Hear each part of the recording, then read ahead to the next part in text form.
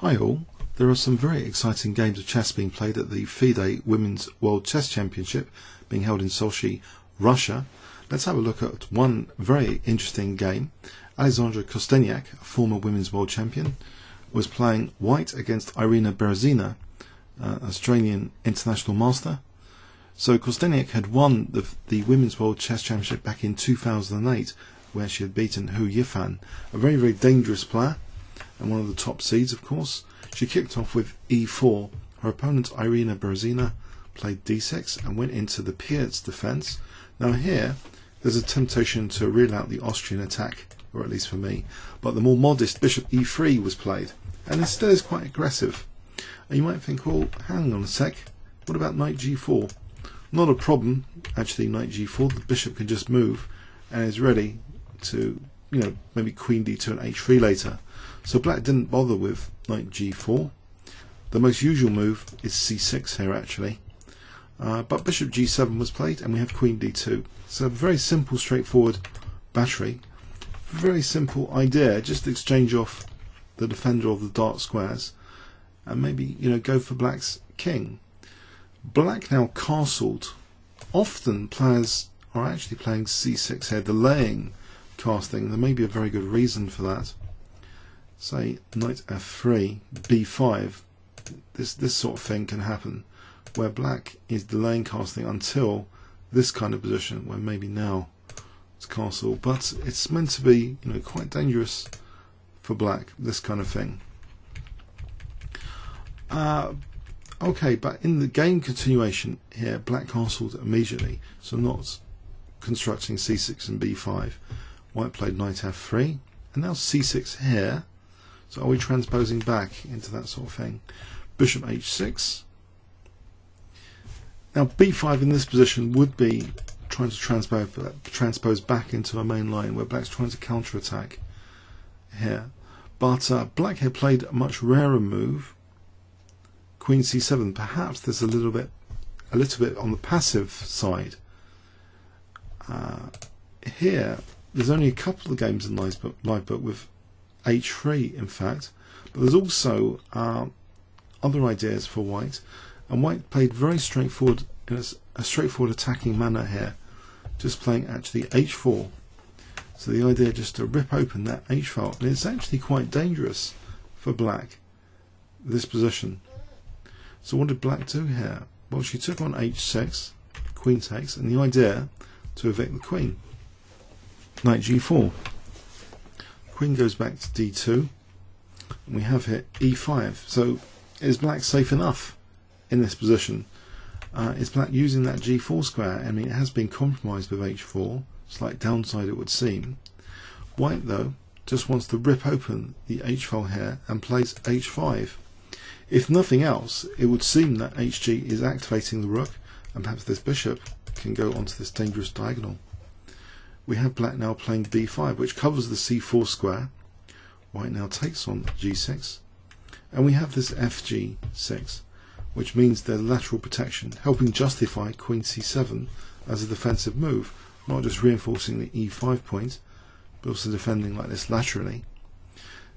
Now white wants to try and use this diagonal, and this next move, a4, tries to soften black up to encourage b4. b4 is already putting black in a very, very dangerous position. For example, an immediate check, king h8, knight e2, and here knight g5 is very dangerous indeed, with the idea of rook takes. So like this, knight g5, h5, black's position is looking a little bit dangerous, and there might even be a solution for white here, just to win material. For example, like this, winning material. So that shows, black is in a little bit of danger if that diagonal is made use of with bishop c4. Black actually played d5, trying to cover things up and expose maybe the white king still in the center. But here, a takes b5 is played, so there's a lot of central pawn tension here. Black, though, is in a difficult spot here with king safety issues. She plays actually queen g7, and now Alexandra plays d takes e5. We have knight takes e5. And white plays knight takes e5, luring the queen to e5. So what's the idea? Well, white now castles queenside.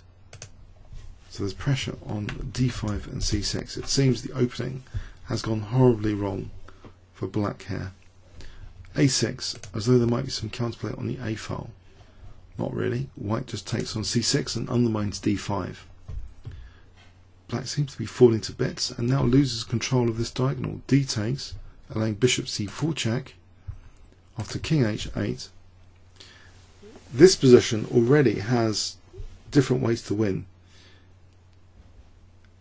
Alexandra chose a very interesting continuation.